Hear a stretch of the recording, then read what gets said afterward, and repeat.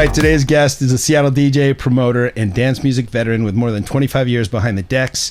From South King County house parties to residencies at Last Supper Club and the Knock Knock After Hours, he's been part of the Northwest scene's evolution for decades.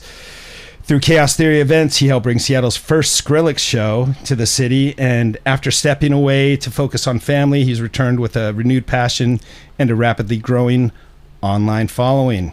Please welcome Mike Comella. Am I saying that right, Comella? Yeah, Comella, yeah. Oh, nice. Totally. I got it right. How are you? I'm good, man. I'm good. Thank you for having me. Thanks for coming in. Honored to be here. Dude, it's good to have you. Well, first I like to tell a personal story, and I don't know you, which is great, because what's so organic about this particular meeting is I was watching you on Instagram for a while, and I was watching your Bring These Tracks Back little segments, and then I started watching your other videos, and then I noticed a Seattle Mariners hat, and I was like, cool, he's a Mariners fan. I don't know where this guy's at, whatever.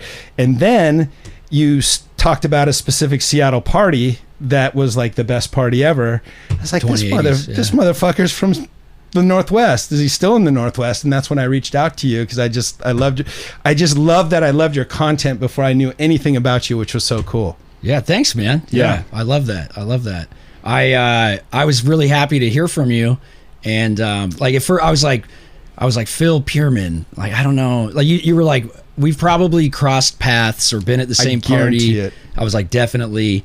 But then later, as time went on, I'm like, oh, Phil Anthony, like that's what you go by when you DJ. And I was like, I've definitely seen that name on fly. It's funny when it's like, well, we haven't met, but I've seen your name on a club flyer. Isn't that silly? Yeah. Well, you go by Mixed Up Mike when you play out, right? Yeah, Mixed Up Mike. Yeah. Nice. Yeah. But no, it was really cool when you reached out, and I was like, wow, that's awesome. And when I'm reading the message from you, and I thought, oh, I would love to go on a podcast and have a chance to share my story or whatever. And I got to the end of the message, and you had that link that said, check it out. And I thought, please be a good podcast. please be legit. Please be professional, And I checked it out, and I was like, damn, that's those guys have their stuff together. And I started watching the episodes, and it was great. I'm a fan. I'm a fan already. So, I was really, I was stoked, man. I was honored to that you would ask me that, and I'm happy to be here. Yeah, man. Well, I have several things that I want to talk to you about specific to your content, but I wanted to reel it back a little bit and start from the beginning. So you grew up in Portland, but then came to Seattle. Was that the deal? Tell me about that. Yeah. Grew up in Portland. So most of my family still lives down there. I have a lot of good friends down there. And then, parents split up and moved to Seattle when I was like 10, and, lived in multiple areas in Seattle, moved around a lot, when I was younger, that kind of it kind of leads into how I started DJing, right? Like, moved around a lot. I used to say, like, when you move around a lot, you don't really get to choose your friends choose you. Right. And so as a youngster, I was getting into a lot of trouble, right? No. Yeah. Well, you don't say. What were you doing? I was like a rebel teenager, and just, causing ruckus and getting it, we won't go too far into that, but when I was a junior in high school. I was actually back in Oregon at the time, and my parents were like really worried about me, as I'm like nearing the age of 18, and they sent me to one of those like outdoor rehabilitation, like treatment centers. I'm not laughing because I think it's funny. I'm laughing because one of two documentaries on TV right now that my wife's watching, every one of them is about those places and sexual abuse and weird shit that happens. I was gonna say, there's a lot of it's a lot of coming out stories about those things. So you went to one of those outdoor behavioral. Yeah. I didn't have that experience. Good. I went to a spot. It was in Oregon. I remember my mom told me, she was like, it was in the wintertime, and she goes, I know it's snowing in the mountains right now, but they keep you really warm. And I was like, you've got to be out of your mind if you think I'm going to do that. But so I did it. And, So I get done with it. And yeah, honestly, like it was good for me. They like, didn't do the whole like van kidnap you in the middle of the night kind of thing like they did to Paris Hilton. Kind of. They did. All right, so you want to go there? Let's go. Yeah, let's go. I want to. So hear. I told my mom. Don't skip is good for me. Okay, all right. I was trying to. We'll get there. I told my mom after the like it's cold or it's snowing in the mountains thing. I said, Mom, you're out of here. I said, Mom, the only way I would ever go to some place like that is if you had two big giant dudes come and handcuff me and drag me out there. Uh-huh. And my mom said, well, actually, that could be arranged, but I was really hoping you would just go on your own. And I was like, what? And, I was like, no, like, let me move back home. And so, so they my parents lied to me and they said, okay, we're going to let you move back home and your aunt's going to come pick you up from school. And I was going to have like a going away party on that Friday. And, I come into the house that Friday and there's like this big giant dude in the kitchen. No. And I was like, we're allowed to cuss on here, by the way? Yeah. Yeah, I cuss a lot. Yeah, me too. Sorry, I cuss like a sailor. It's all right. I was like, who the fuck is this guy? Right. And I'm like, I look at him and then the garage door opens and there was the second big dude and then it hit me and I was like, no. And I didn't make it to the front door. They grabbed you like physically. Did they cuff you or they didn't? Yeah. Oh yeah. Yeah. That is crazy. Yeah. Yeah. So I was really upset for a while, but I'm out in the, I'm out in the mountains in the snow. There was a part of it where it's like you're on your own for 3 days and you can't leave this area. And I was like, I carved out this little like half an igloo and I was like meditating and stuff. And I, there was a moment where I was like, man, you got yourself into this position. You know what I mean? You can blame people all you want, but like you got yourself here, And I was like, maybe I should, clean up a little bit or like, maybe I should listen to the grown folk, So I get back, I go back home and I'm like sober and I'm like going to like, meetings and stuff. And so through that, I met like this group of friends that, was much older than me. Right. And I was like, 17, maybe almost 18. And some of them, they were going to like nightclubs and stuff like that. I think Deviate in Seattle, if you remember that, was like an underage, but I think you had to be 18, right? Oh yeah. And I wasn't quite 18, and like I always loved music, and I was like drawn to that, lifestyle or whatever, right?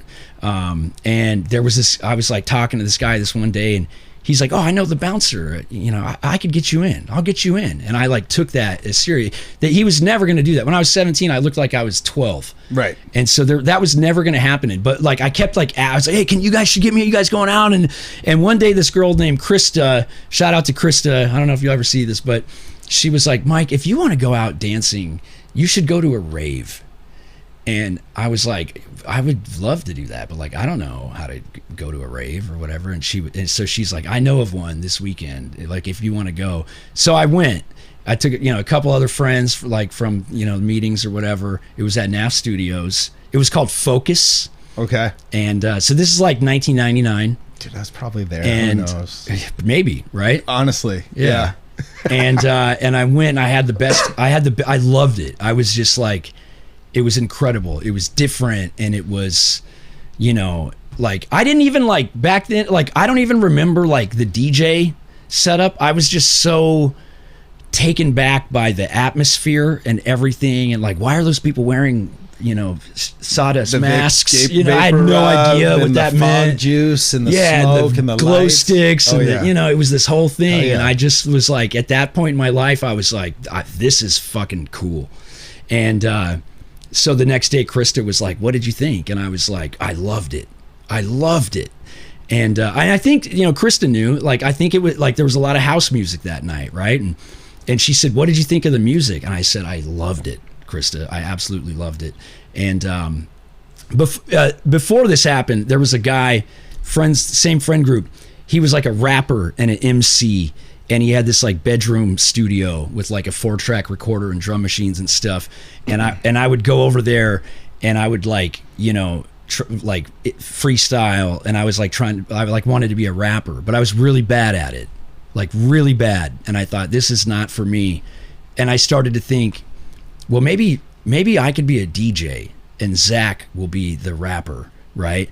and I started to like get my wheels turning on like, you know, doing music. And then I went to that rave and Krista asked me about it and I said I loved it. And she said, if you loved the music that night, you've got to go see this DJ. He's from Seattle. His name is Donald Glaude.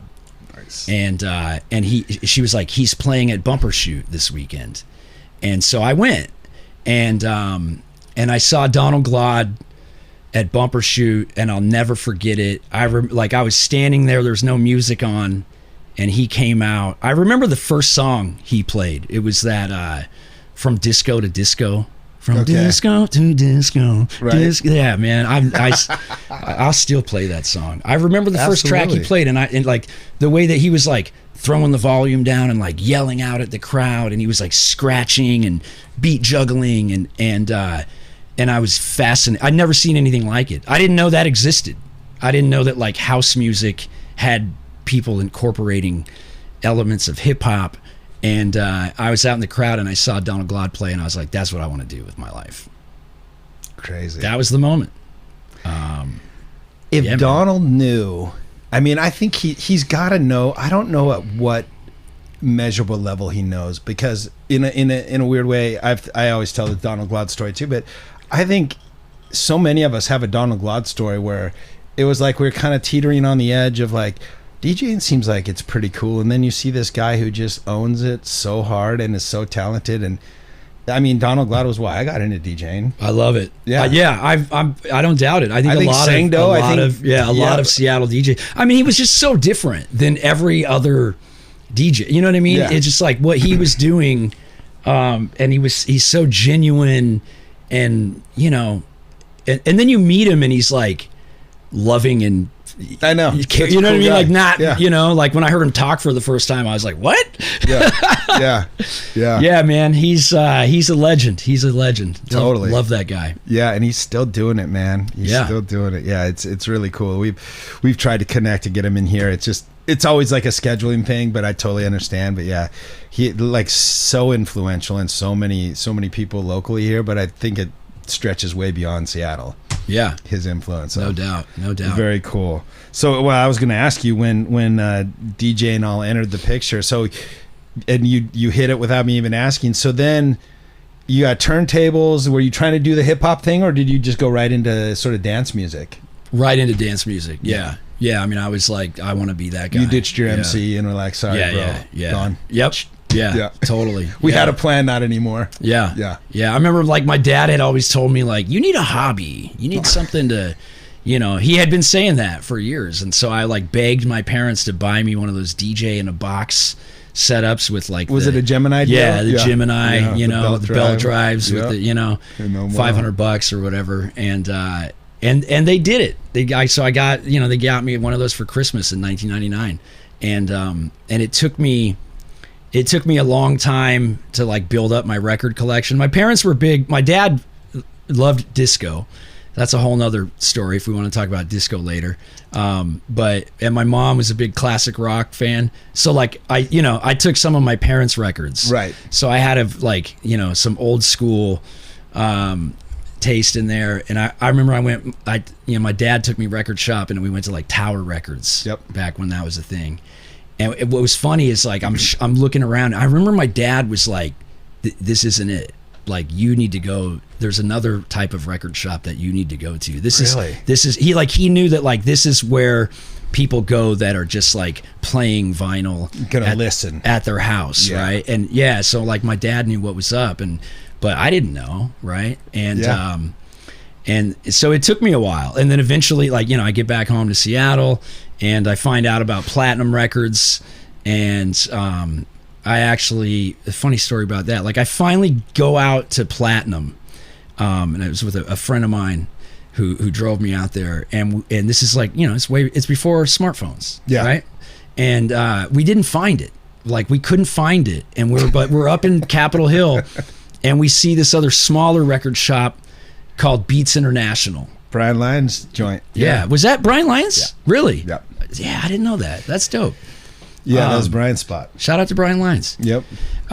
So I go in there and I was like overwhelmed. right? Because it's like, it's not Tower Records. You don't They're recognize just- anything, right? Yeah, When you first I'm start like- shopping for dance music, it's labels and colorful sleeves, and you It don't was know what any of it overwhelming. means. Oh yeah, Yeah. And so I walk up to the counter and I said, hey man, do you like house music? And he's like, yeah, I like house music. And I said, can you do me a favor? I just started DJing. Like I want to buy some house records. Do you think that you could pick some out for me? And he went around, and I didn't know this at the time, but what that guy at the record shop did that day is he went to like each different genre that they carried, right? And he grabbed like 2 good records that were out at the time. So he grabbed like 2 house records, 2 breaks records, 2 jungle drum and bass records, 2 hardcore records, 2 trance records. And he handed me a stack of records like this. And he was like, let me know what you think of these. And I took it to the listening station, and I walked up to the counter afterwards, and he goes, what did you think? And I was like, I'll take them. And I bought all of them. And it was kind of a long day, and but I also, I like, there's not a lot of genres I don't like. Yeah. And that's actually like how I got the DJ name Mixed Up Mike later on, when I finally did find Platinum, and then I'd go to Platinum all the time and met those guys and was a regular there. And somehow it came up when I was chilling in the record shop, and I brought up that story one day, and one of the guys behind the counter, they all laughed when I said, I'll take them. And one of the guys says, damn, you're mixed up, Mike. and because I used to go by DJ Comella. Okay. Like my last name's Comella, but I went by Comilla. Right. Like, and Yeah. I wasn't really feeling it. Yeah. And I heard that, and I was like, damn, that had a nice ring to it. And the only like qualm I had with it was, I was like, yeah, it's pretty close to Mix Master Mike. And then like, I don't know, 15 years later, I got to open up for Mix Master Mike, and I told him that story. And so that's hilarious. that was a cool moment. Yeah. Was Mike cool? He was hella cool. He's talented. He was cool to me. Yeah. I'll do that. I would say that one really quick. So it was a Halloween after hours party. I was actually playing in the side room at, remember Heaven? Yeah. It's had a bunch of different names. Yeah. I forgot what they call it now. It was Heaven, and then it was the something before that. And Yeah, then it was after like that, more of a S&M club before that, and a few clubs. Yeah, I remember. Not a bad spot though. Yeah. But I was playing. It was after hours on Halloween. It was a weekend. I played in the side room, and Mixmaster Mike requested I think it was the S9 at the time. It was like for hip hop DJs what they wanted, and they had a Pioneer, but he had it on his rider, and they didn't get him the right mixer. And my buddy Risk One, who I was really good friends with, hip hop DJ, played first, and he got done, and Mixmaster Mike showed up, and he said, that you don't have the mixer that I requested, and they were like, sorry, we couldn't get it. And he was like, I'm not going to play until, like, I wanted that mixer. I want, you can go get one. I'm sure you can find one, right? And the guy that booked the night was like, he asked Risk One to, he said, hey, can you keep going? Because we got to get a mixer. And Risk One was like, nah, man, I'm not. Like, you booked me from this time to this time. I can't remember if he had something else to do, or he was just kind of like, he didn't like people that were irresponsible, or, like maybe he was trying to prove a point. Totally. And so they go, Mike, can you hop on? And I was like, hell yeah. And so I hopped on, and Mixmaster Mike just stood there and waited until they got the mixer, and I got to play like another, 35-minute set or whatever. And he was just hanging out. I remember I played this like house remix of an Ice Cube track. And he like walked up like, what is that? And I was like, hell yeah, this is dope. And so, I told him after the show about the whole, like, I go by Mixed Up Mike. The only reason why I didn't do it is because I thought of you, and it was a cool night. Yeah, that sounds like fun. Yeah. I think I've seen him live once, and he just crushed it. Oh, he's one of the best. Yeah. He's one of the best. Just crushed it. Did I not answer a question because I went too far off on that one? I do that a lot. You'll have to try to reel me back in sometimes. It's fine. It's fine. That's what I like. Get used to it. Yeah. No, it's more interesting that way anyway.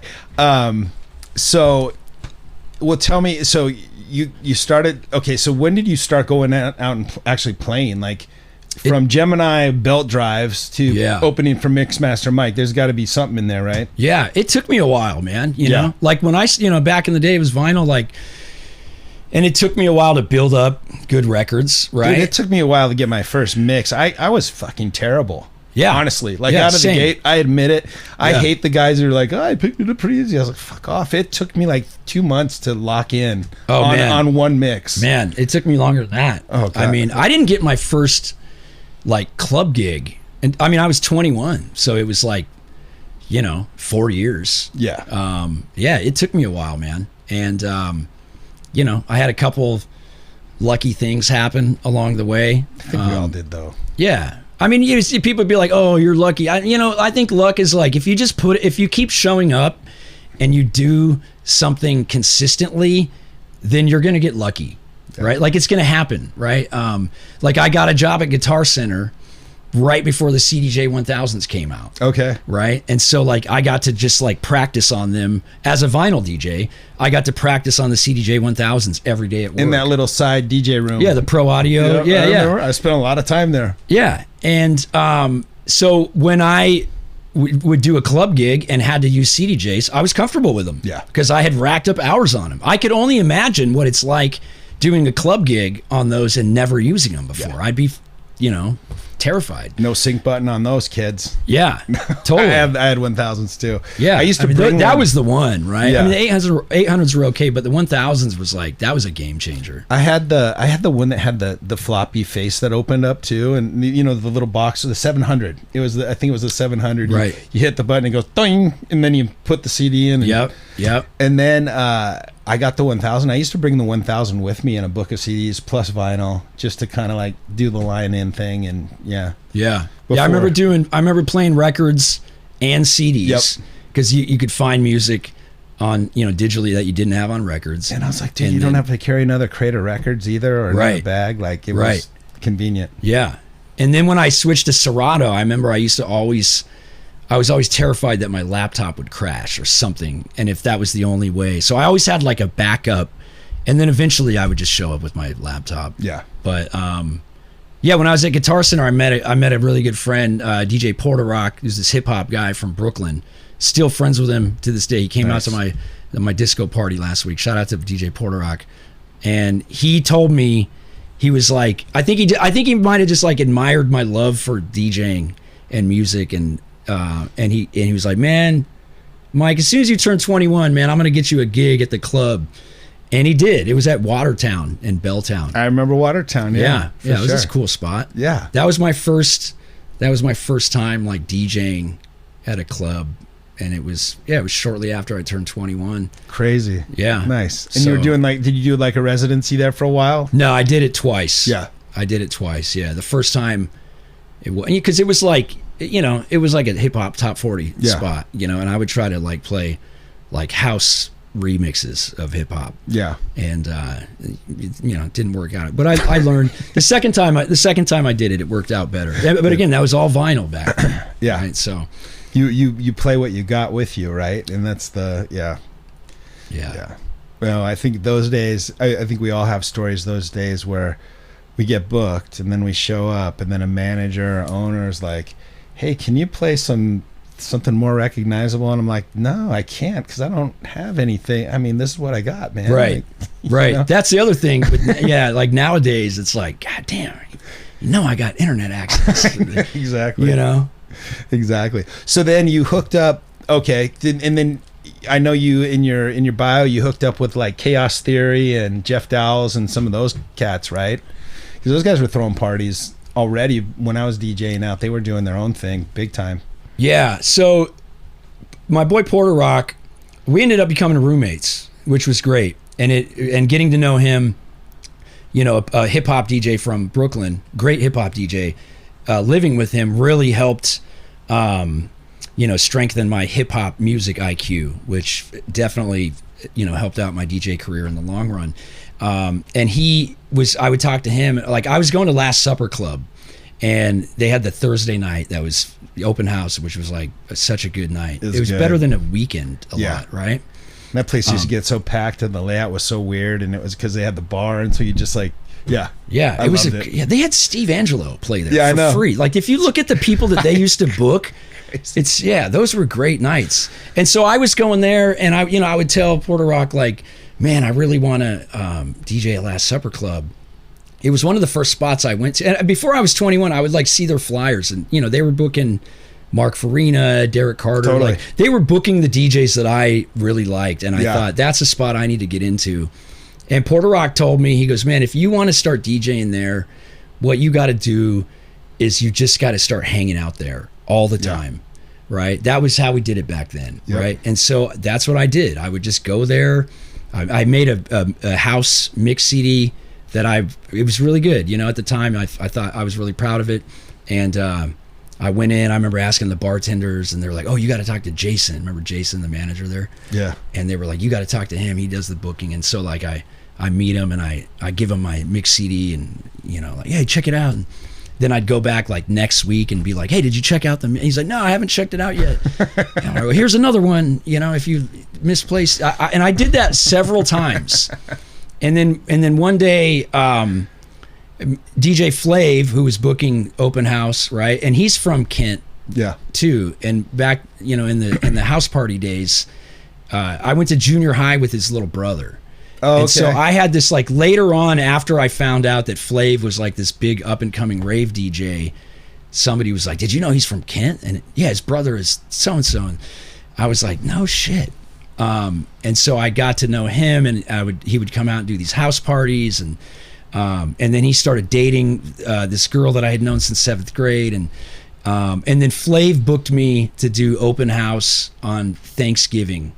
It was like 20 years ago. So what was that? Wow. 2006, 2005, yeah, something like that. Yeah. And it was really funny because I come in early Thanksgiving night, and Jason walks out from the back, and he goes, hey Mike, yeah, I saw you were playing tonight. Hey, I checked out your mix CD tonight. It's really good, man. And I was like, what? I was like, you listened to it first time tonight? And he was like, yeah, I really like it. And I was like, you motherfucker, I've been giving you that CD for like months. Like, he never listened to it, but he saw, oh, that's that kid that had been coming in consistently peddling his mixtape, and he's DJing tonight. And, you know, and so then I started to develop a relationship with him and moved to Saturdays. And Jeff Dowles was doing Chaos Theory in the basements on Thursday, right? I met him at a house party at Slick Rick's house. You know, Slick that does the lasers. Rick. Yeah.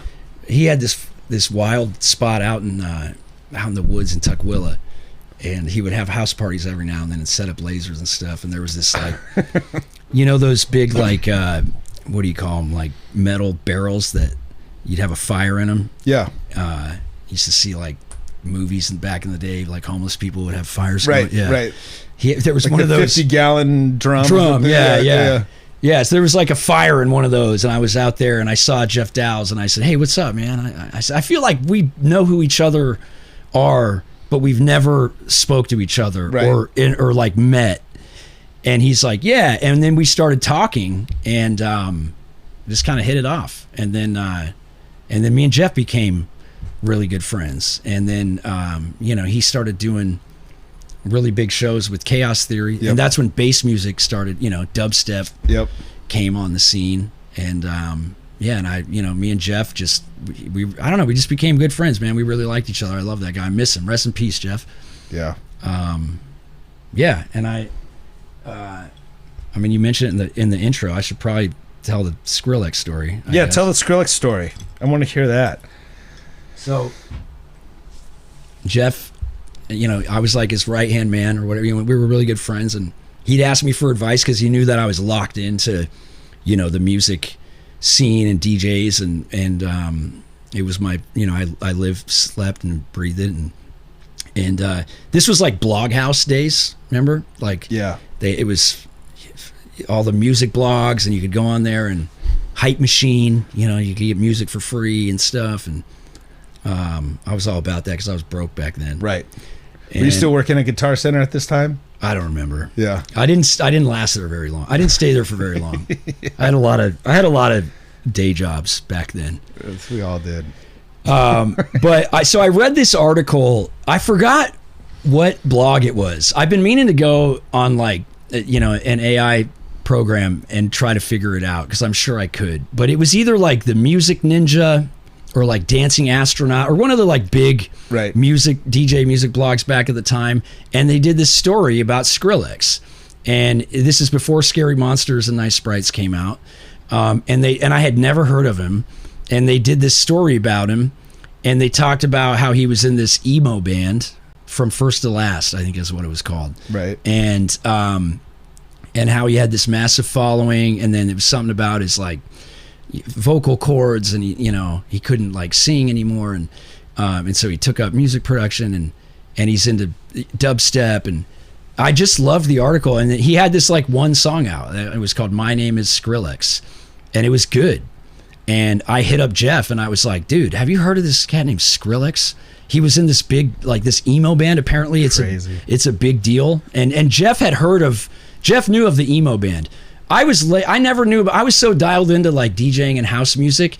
I remember one day I told a girl, what is emo? And she looked at me like I was crazy, because I missed that. I was in an age range, and the music I was focusing on, I didn't know. And so by then I had known. But anyways, I told Jeff, Jeff's like, yeah, I've heard of him. And I was like, bro, I think this guy's going to blow up. Like, we should try to book him before it's too late. And he did. And we booked him for Chaos Theory, and we threw Champion Sound at King Cat Theater, and we booked him. King Cat. It was at King Cat. I love that space. Yeah. Man. I love that space. There's a crazy story behind the show, and I don't want to go into too much detail, but we got a crazy deal, right? And I'm not going to put Skrillex on blast, but like, you'd be blown away at what we paid to book him to do this show. Really? Yeah. And then we booked him, contract signed, and then, I don't know, a month later-ish, Scary Monsters came out, and it was like... And he just blew up. I mean, I've never seen, you go on Beatport, and like, he didn't just take over it was like like the main page, not the dubstep chart. Right. The main page, every single song from his album was on the top of the chart. He went like huge overnight. And the booking agent, I'm not going to mention the agency either, but he called Jeff, and he was like, we need to renegotiate this contract. This is a month after the show happened. No. Before. Yeah, I see. Yeah. He was like, you're crazy. Do you have any idea how much we're getting now after this came out? And Jeff was like, hey man, like, the venue only has X amount of capacity, and and like, right. and he was like, and we signed a contract, and the guy was like, you lucky motherfucker, Yeah. And Jeff killed it that night. And then he, there's a little more to the story that I'll leave out. We didn't work with that booking agency again after that. Jeff might have, embellished a little bit of the capacity and the price for tickets, and got it. So he kind of burned the bridge. People gave Jeff a hard time about stuff like that, but like, you got to understand, like, he really never had a day job.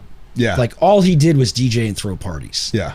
And he was in his 30s, so like, what's he gonna do? Like, go get a regular job someday and be like, they're like, what's your job history? Well, I used to throw raves. Yeah. You know what I mean? Like, so yeah. I understood, but him like wanting to make as much money as possible. That was what he did. That was his, like, he was a skateboarder. He used to skate. He was sponsored, and I didn't know him back in those years, but then he got hurt or whatever, and he started DJing and throwing parties, and then that was all he did. So I get it. I get there's two sides to every story. Oh yeah. But that was crazy, man. That was the first time Skrillex came to Seattle. What year was that? I'm just trying to think. 2011. Yeah. Okay. Yeah. I didn't go to that show, but I remember, because I was in this place where I heard it's Skrillex, but I was trying to decide if I even liked dubstep or not. And I wasn't like a dubstep hater, but I was like, I don't know about this, But then I saw how big it got, right? And it's, yeah. Yeah, it was wild. Jeff used to, like, he was such a good homie, man. He would do things to, like, surprise me or whatever, because he knew how passionate I was about DJing and music and stuff. So he asked me to pick up Skrillex from the airport. He called me. He goes, hey, can you pick up Sonny from the airport? I was like, who the fuck is Sonny? He was like, Skrillex. I was like, are you for real? He was like, yeah. So I got to pick him up and meet him. One of the nicest DJs I ever met in my whole life. Like, class act, on it, like that wasn't the first time I picked up people and hung out with them after the show. One of the nicest guys ever. It was incredible. I moved to San Diego like a year later, and he had like blown up, and I remember like telling people at my work that story, and I'd be like, they don't believe me.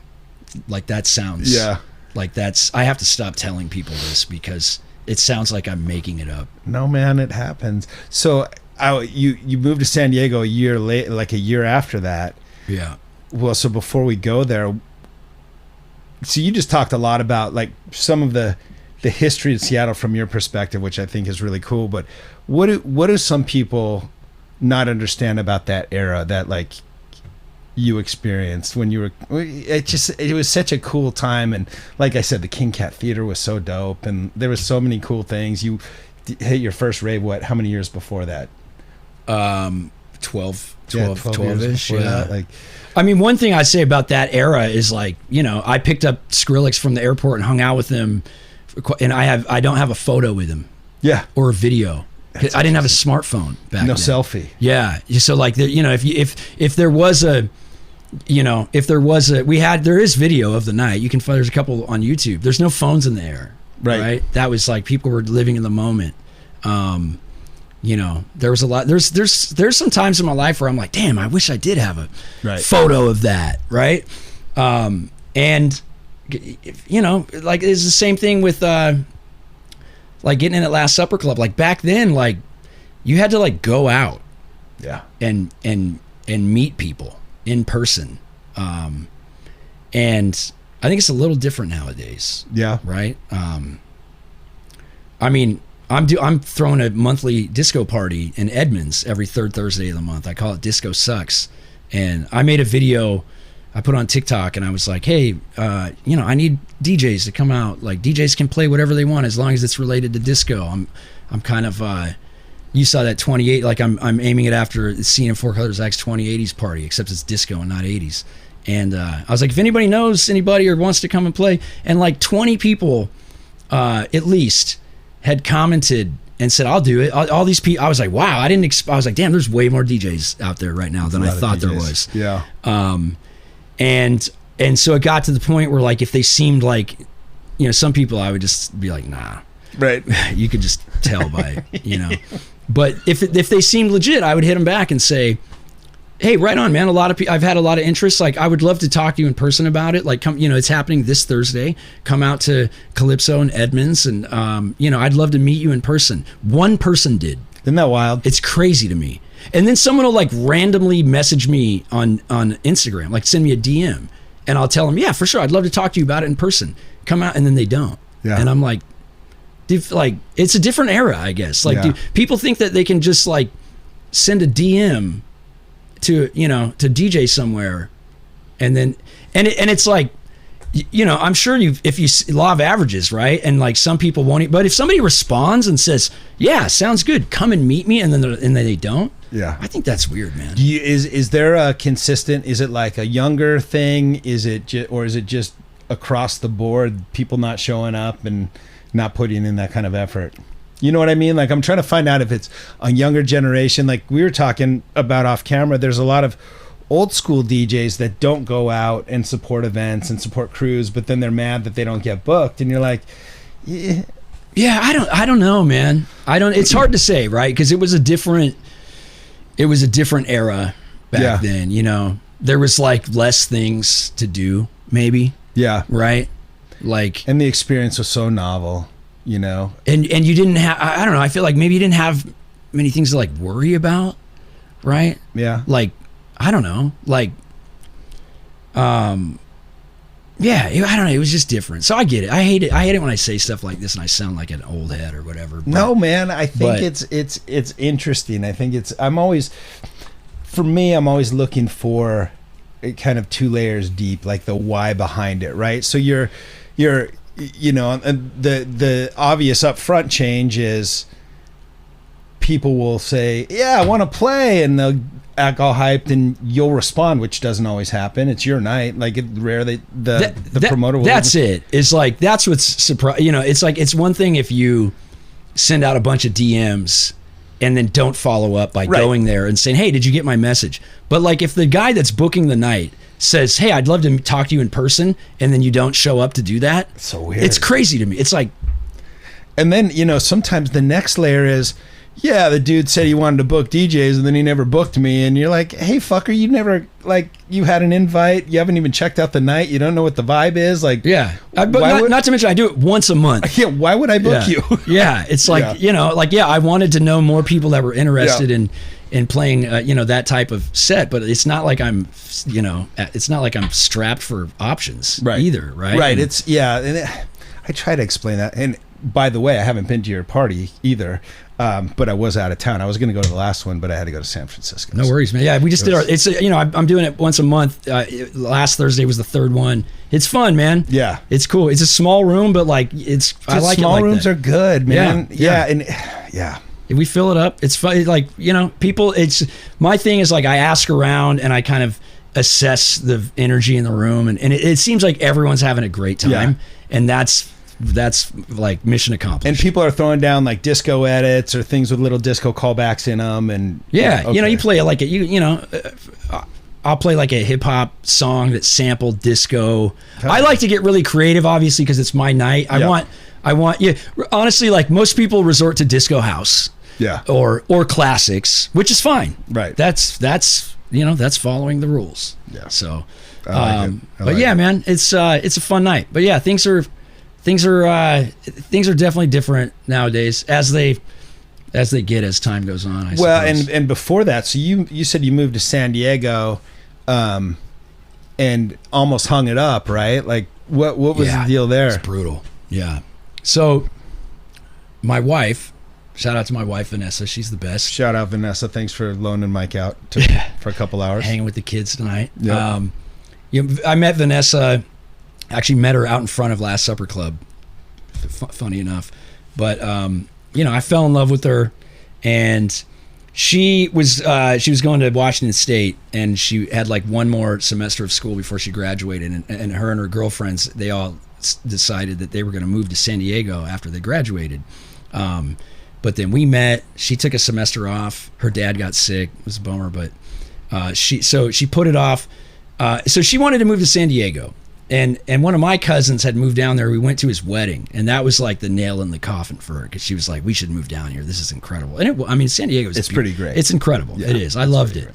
Great. But I was like, I don't know. Like, I knew that it was gonna really derail my DJ career, because I, you know, had worked so hard, and like my market was like the Northwest. Yep. You know. Like Seattle, I had played in Portland a couple times, Boise, Spokane, you know, Nevada, just random stuff. I really wanted to like get out into, you know, nobody knew me in San Diego. I wasn't a nationally known DJ, totally. So I knew that if I went down there, nobody knew who I was. Right. And I was like, I have to like start over. Handing mixed CDs to club owners over and over again. Except now I'm 30. Yeah. Right? Right. So it's a little bit, you know what I mean? Right, totally. And so I was like hesitant and put it off. We actually broke up because of it. And she was like, well, I'm going to move to San Diego. And I was like, well, I figured you would. And then a little time went on, and I like really regretted it. And I thought, damn, maybe you should have just moved to San Diego. Right. You know? And so I hit her up, and I was like, I made a big mistake, and I want to get back together. And she was like, well, I'm moving to San Diego. I was like, I know. Like, long story short, I was like, look, I'll give you some time, and then I'm going to move down there. I can transfer with work, and then in a very romantic fairy tale like way, I'm going to make us get back together again. Would that be okay? And she was like, yeah. And I did. I moved down there, and we're married, and we have 2 wonderful children. So it was worth it. I made the right decision. You tricked her. I'm kidding. Whatever, no, congratulations. I went for it, man. Yeah, man. But yeah, I was right. Like, I went down there, and it was brutal, man. Like, I tried, like, I made this like YouTube promo video, and I would like try to show people, and like nobody cared, and you know what I mean. And like, Jeff Dallas hit me. He goes, hey, there's this guy named MK Ultra down there. He's like a drum and bass DJ, So he got me in touch with him. I started doing. There was a Monday night down there. The crew called Organized Grime. Shout out to those guys. And they did this night they called it OG, right? Organized Grime. It was a Monday night, and coincidentally, it was like in my neighborhood. Like I could walk there. Nice. It was at this bar. It was small room, but it was a Monday night. And so I would go and play like drum and bass, and it was like, thank God I've like been hanging out with Jeff. I got more into bass music and stuff. Right. And but I went from like, opening up for Zed's Dead and massive, Flux Pavilion and big names at Showbox with Jeff and Chaos Theory to like playing a Monday night with like 20 people there, And then like I kept trying to get in, like, some of Risk One's homies. Yeah. Like I'd try to hang out with it. It was just, in San Diego, it was just a different, and it was brutal, man. It was brutal. It was like depressing, and I did some gigs, but I kind of had to just back burner DJing for a while. But I got my girl back. Yeah. I got my girl back, and I proposed to her, and then we moved back home 5 years later before the wedding. So that was 2017. And then we get back home, and I'm like, all right, now I'm home. Like now where I know people, and right, and surprise. I don't know. I was just like focused on my wife and my career, and like getting things set up for the rest of my life, and I wasn't like that. I didn't like jump back into like going out all the time and handing out my mix CD. I would do like random stuff. I did mostly like private events, weddings or whatever. Right. And then like over time I kind of was like growing out of it, and then COVID happened, and I was like, fuck, good. I don't mean like that, but like I meant like, well, if I really dove into it and was like trying to make a career out of it, and then this happened, right? I felt like I was like, okay, good. I'm not like let me rephrase that. I felt really worried about my homies that were like career DJs when the pandemic happened, and my heart went out, and I was like, fuck, that must be awful right now. And I was grateful that like I wasn't worried about that. Yep. You know what I mean? I know exactly what you mean. Yeah. And and then my daughter was born, and I was like, all right, I'm good. I think I'm good. I got a kid now, I'm almost 40. And I was like, I'm good. It was like the first time in my life where I was like, I don't DJ anymore, right? But I kept my setup in the garage. It's not like what am I gonna do? Sell my techniques? Yeah. And I had my techniques, and I had a controller from doing weddings and stuff, and I kept it set up, and I for a little therapy or whatever, every now and then I'd go out to the garage and like play some house music or whatever, and then I'm just gonna roll, right? Because it's kind of like, this is kind of like the story I want, to tell people, right? Well, and I think the one thing, and I don't know the dates on this, but I know things changed a little bit with some of your friends. Like you lost some friends, and that's probably not a motivator. Or did that happen once you were back up here? Well, Risk One passed away. He died of cancer right before I moved home. Yep. That was tragic, He was one of my best friends. It was wild. He was like, he never did a drug in his life. He would come and hang out with like, me and my crew, which like, we were a lot different than him. And he was very healthy, and worked out a lot. And then he just got this like really rare form of bladder cancer. He was living in San Francisco at the time. And, it didn't take long. It took his life. Tragic. Fuck. Shout out to Risk One, man. I love that guy. One of my favorite human beings ever.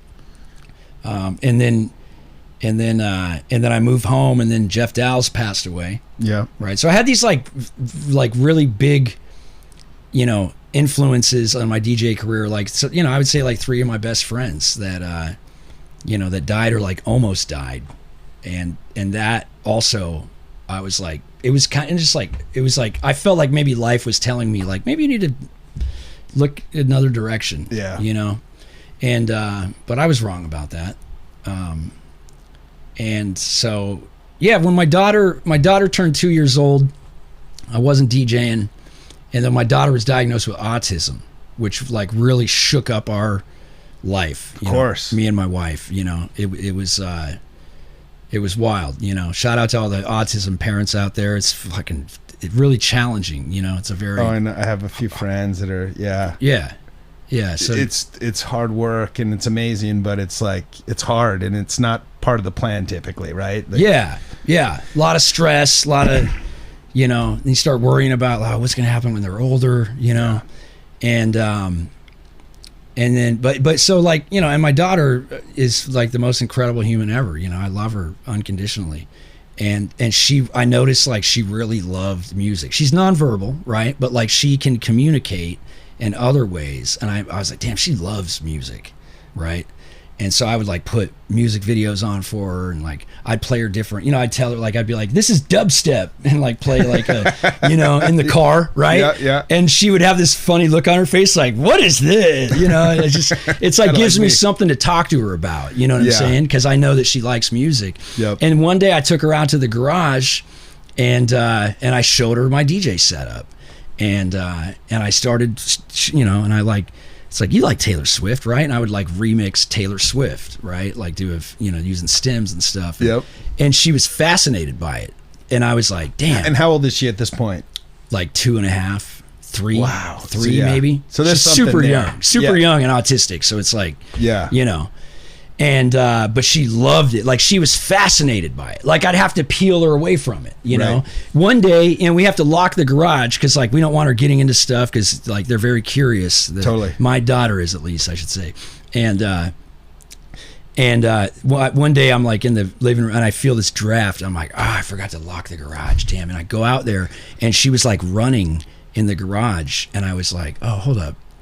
And she goes over to my DJ setup, which I have like a coffin with a laptop stand, Sure. And she pushes over this like stool thing, right? And she gets into it and she pushes the laptop stand coffin thing and she starts like DJ. Like she didn't, like you got to plug in a laptop. She obviously doesn't know how to do that. Right. But she was like, back spinning and like moving the volumes and the cross. And I'm watching her. I started recording it because I was like, this is incredible. And she didn't know I was watching her. And I was like, she knows exactly what to do. Like she remembers what I showed her. And I was, if you ever have one of those moments in your life where it's just like, bam, right? Like, it's just like one of those moments. And I was like, what if she loves it? Like, what if she ends up loving it more than I do? Yeah. Like, what if she wants to be a DJ someday? And I like, there were times where I'm like, what if she never talks? What if she's one of the nonverbal autistic people that like grow up and never can communicate verbally, right? Yeah. The amount of careers that they can have is a lot more limited than like a neurotypical person, right? And I'm standing there watching her and I'm like, she can do that. You don't need to talk to do that. And this was your first time sort of thinking in that, with that frame? Yeah, it all hit me at once. And I'm standing there in the garage and I thought, you got to get back into it. Like you can't quit. Because it hadn't been that long. Right. And I'm in my head, I'm like, you still know a lot of people. You're still, you're not like absent from the culture, You can get right back into it. And so that's what I got right back into it, and I've been giving it everything I have because if for some reason she wants to be a DJ someday, I want to be able to help her out the most that I can. And if not, like it's fine. And coincidentally, it was at a time in my life where like I was really stressed out. America was not in a good spot. Yeah. Right. There's a lot of stressful things happening, and I was just like, and when I got back into it, and I'm like, practicing all the time and researching. It like I never knew how good it was for my mental health to keep DJing until I stopped doing it and then started again. Yep. And so I can thank her for that. So even if she grows up and she's like, nah, I'm not really into it, I'm like, that's fine. You know, she already, has impacted my life positively through that moment in the garage. It's amazing. Yeah. So did she come out there and hang with you when you play? Yeah. Yeah. And she's what? She's 5 now. 5 now. Yeah. So she's still a little young to like teach her how to do it. For sure. But so I just let her mess around. Of course. I put the mic up next to her and she'll like yell some stuff. And love it. Yeah. I like when she's not quite ready for me to like give her lessons, but and then one day I was like, all right, I'm going for it, and I'm going to give it everything I got. And I thought, I'm older now, and I thought, it's not like I don't have to go and hand out mix CDs to the managers like I used to. And there's like social media and streaming, and I thought maybe I'll give the like creating content thing a try. Yeah. And so I just started doing that. And how long have you been doing that now? A year. Okay. 1 year. Yeah. June was when I started. It's like some of my favorite shit, honestly. Thank you, man. Yeah. Thank you. Yeah, I never I just I created a TikTok account because I had never been on TikTok, and it was great because I was like, I can just like experiment and nobody knows me. Totally. Like my family's not going to see it, right? And I would experiment, and then I'm like, and I started to do, and what I wanted to do when I started was completely different than what I'm doing now. I didn't want to do like, it was going to be less DJ, it's a long story, but I'm like, well, that's what you are. Right.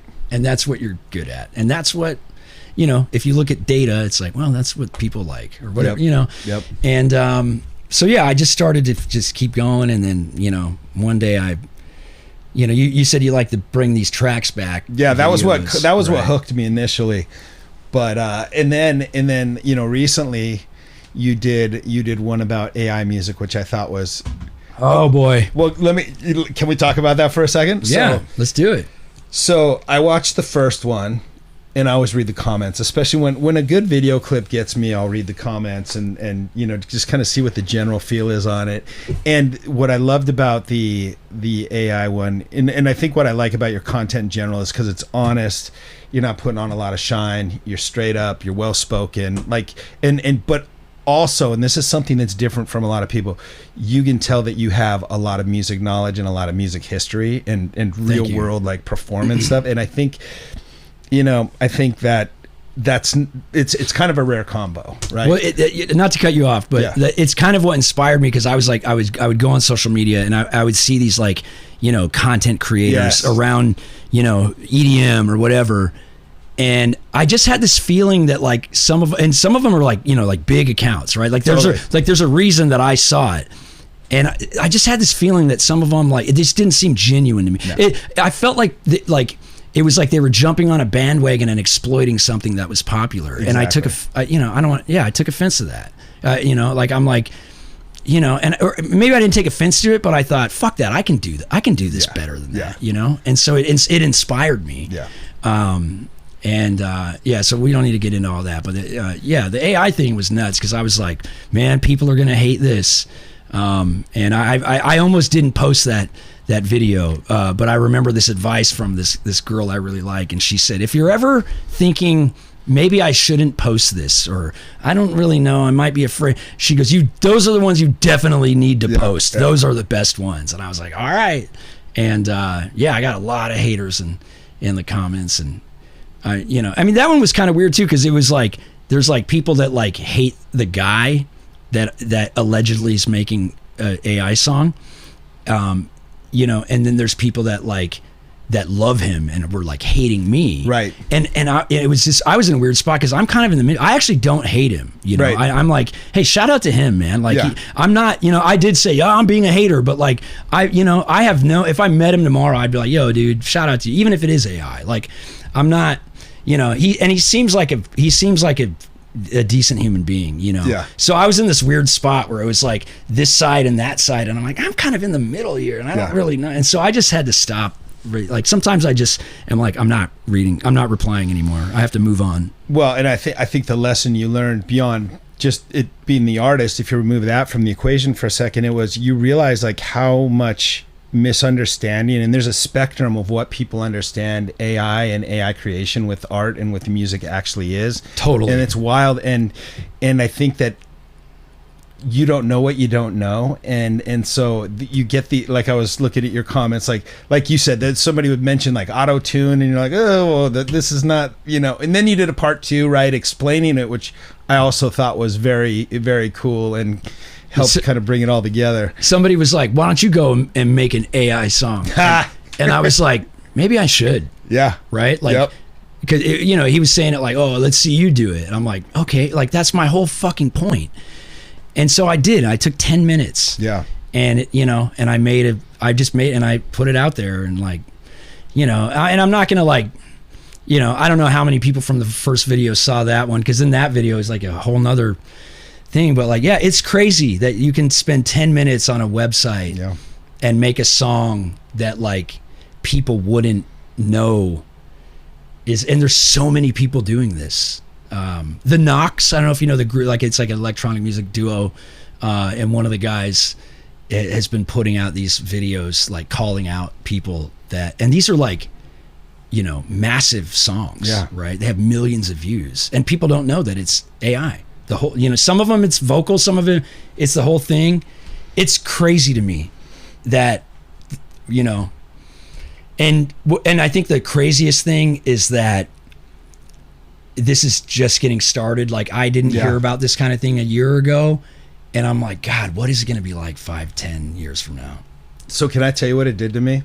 Tell me. I'm gonna give you a little personal story here. This may take a minute, because I was with you right out of the gate. Both videos, I was like, yeah, fuck AI, and all, and then it turned into really a philosophical sort of observation, and I started to ask, okay, why, and again, going 2 layers deep, why are we offended when this technology that perceptibly removes friction or enables people that don't have a certain skill set, why is it that it offends?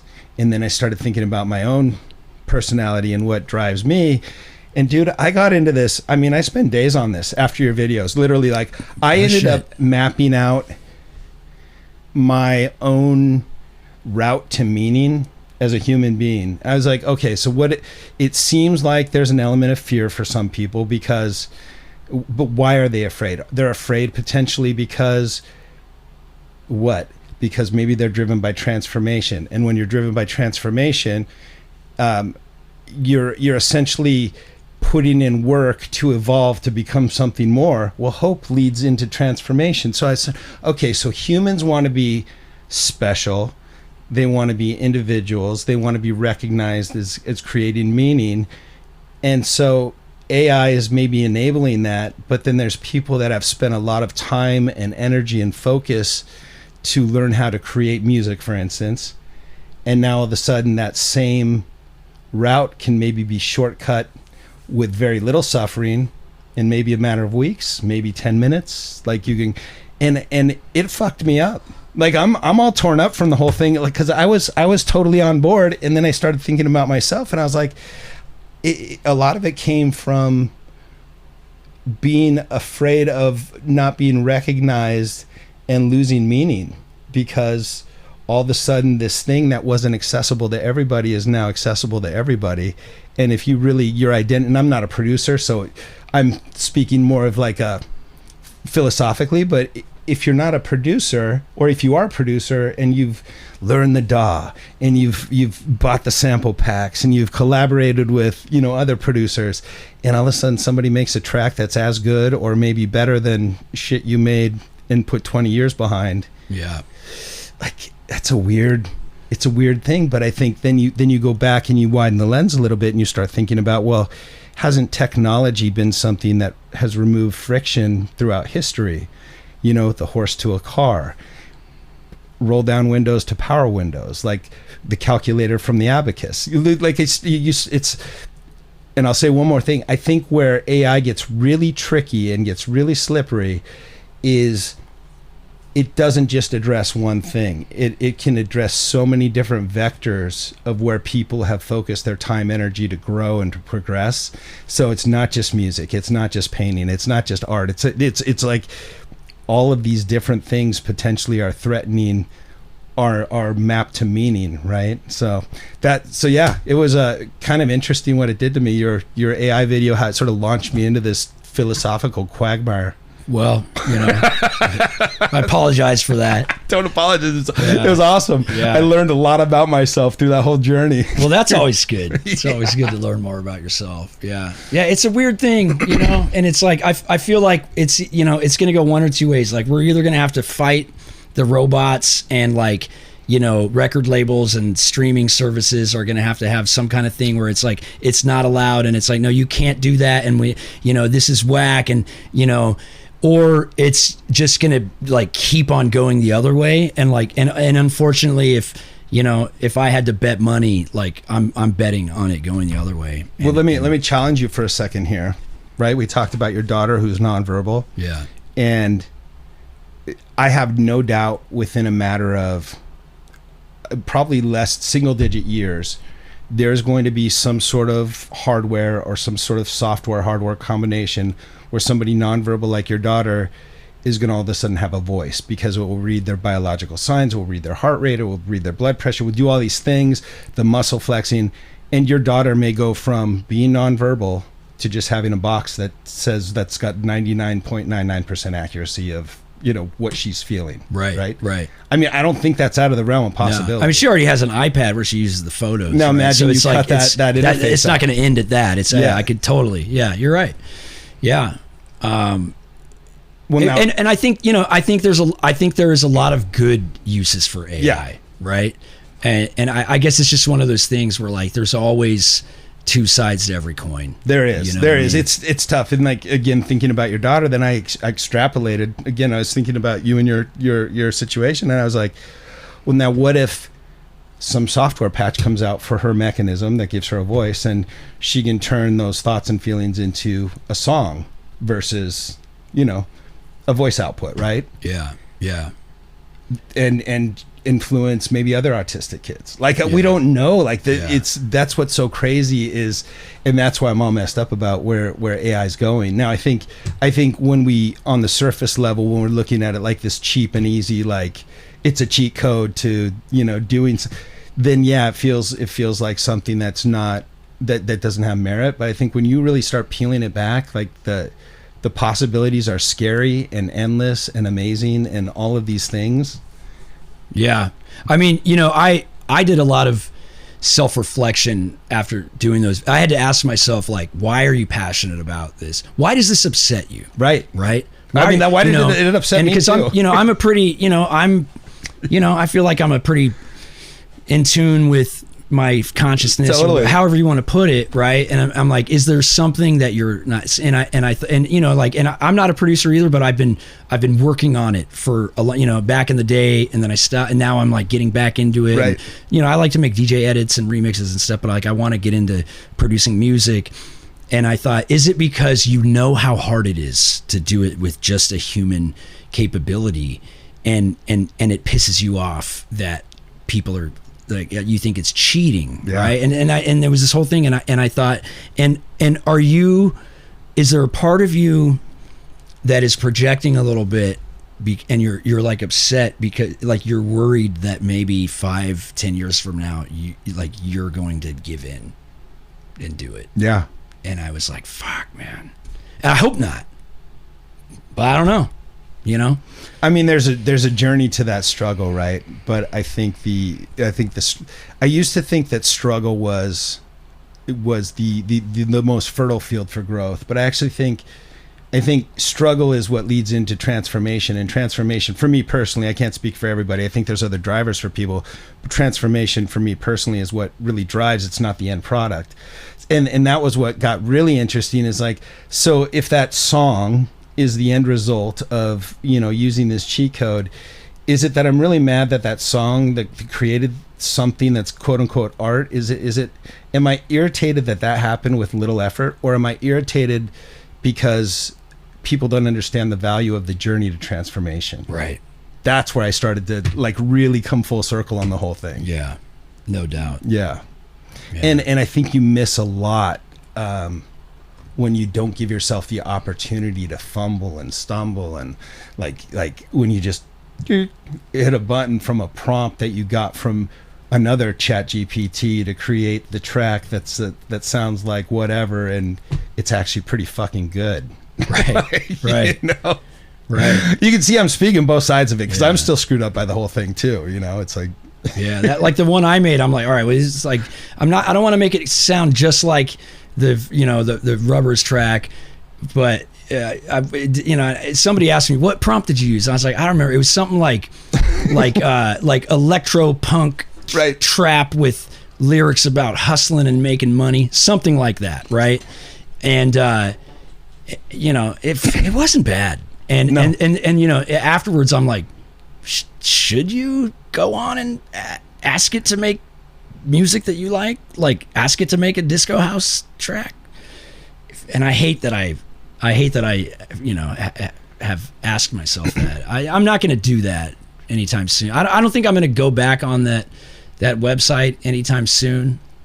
But yeah, man, I mean, like I said, it'll be really wild to see what happens 5, 10, 20 years from now. Yeah, I don't know either, man. And I think the other awareness that I kind of came to, like, we talk about AI as something that we're training all the time, but I don't know if that's actually the case now that I'm thinking about this. And this was also part of the thought process, listening, watching your clips. I'm starting to think now that AI is not being trained, but it's learning how to communicate better with humans. The training's already happened. It's like, oh, this is what a human would understand if I present it this way. And maybe we're being trained. Now that'll fuck your head up a little bit. Yeah. That might be a good one to end on. But where do we go from there? But dude, I still like, I love, again, going back to, you know, unwinding all that, like the fact that you have 25 years of experience in dance music, the fact that you've played big stages, the fact that you've opened for big acts, and then you're coming back and on social media and you're actually taking this, a very cool, like, non-cocky, like, let me show you something approach. I fucking love that, man. And I think that there's not enough of that. There's a lot of clout chasing. I think there's a lot of people that want to do it for the fame and the followers, but like, you have something to share that I see valuable, and that's why I don't watch a ton of, you know, stuff like that. And that's why I really appreciate that kind of knowledge and that kind of history, and you've been through the struggle, you know, and it's fun to see. Thank you, man. Yeah. I'm glad that it means a lot to me. You know, yeah, I just, you know, I was like, well, I feel like I have something of value to share, right?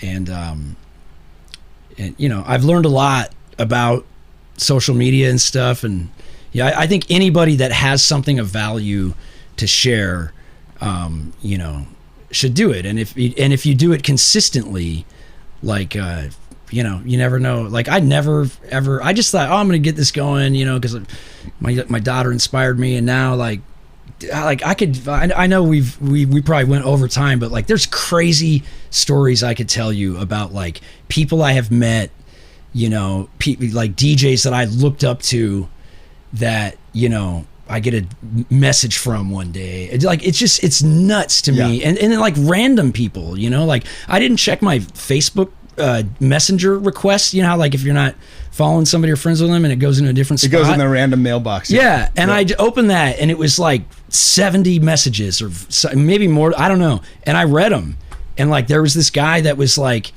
hey, I love your videos, and like, I was going through this really hard time. My wife left me and I was really depressed, and like, I came across one of your videos and it was this song I really loved, and so I started watching your videos, and like, it brought me back to, you know, a happy time in my life. And it was, you know, he was like saying thank you for like helping me, you know, with this depression. I was like, what the fuck? Yeah, it's crazy. Yeah. And yeah, I'd never expected any of it, and so I'm happy. I love it. You know, it makes me happy. And so yeah, I'm just gonna keep doing it, you know. I think you should, and keep DJing, of course, but like, also, we don't know, you know, we don't know with kids. Like, we all know kids are sensitive, and kids pick up on energy, and kids know when their parent. We like to pretend. I don't have kids, but I've been around enough where, and I've seen enough dynamics where we like to pretend that the kids don't notice when you're stressed out or when you're, you know, you're having a bad day. They do. They notice more than we do as adults, typically, because we have too much shit rattling around in our head. But totally.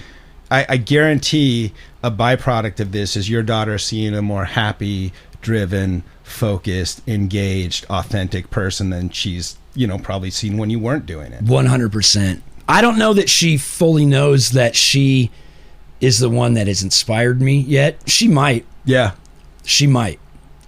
But she definitely has noticed, you know, a different daddy since that day that I went out to the garage with her. Yeah, man. Yeah, I mean, that's, you know.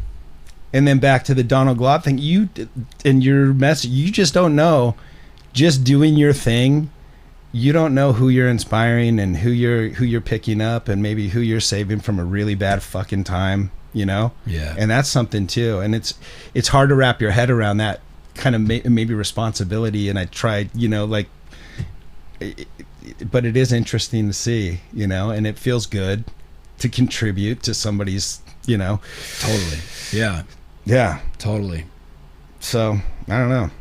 Brought you here. Yeah, got me here, man. I can't believe I'm here, man. You guys are the best, man. This is like, I love this podcast. Like, I told you earlier, like, I checked it out and I've watched, I don't know, most of the episodes, or listen to them, you know. I love listening, you know, I'll put them in it, like, when I put Lila to bed, you know, like, so it's hard for her, you know, a lot of autistic kids, it's hard to go to bed, and, like, it used to be really stressful, like, go to bed, and then one day I'm like, I put in my AirPods, and I listened to a podcast about music and shit, and it was a game changer. So I'll listen to, like, podcasts about DJing and music at night. So I listen to a lot of podcasts. Big podcast fan. Yeah. That's why I was so stoked to come on here. Yeah. And so, yeah, I've at least listened to most of the ones that you've done, and I think what you guys are doing is great. And I know it's a lot of work, but, like, man, I hope that you continue to do it more often. And you know, if there's anything I can do to help, because I think what you're doing is great, I'd be happy to. Dude, we'll get some good clips of you, and, you know, like, you know, we're gonna become friends. It's fine. It's good. I love the idea of meeting with people and connecting with people, especially around the subject of music. But there's so much more. You know what I'm saying? Like, that's just the gateway drug. Yeah, totally. Yeah, man.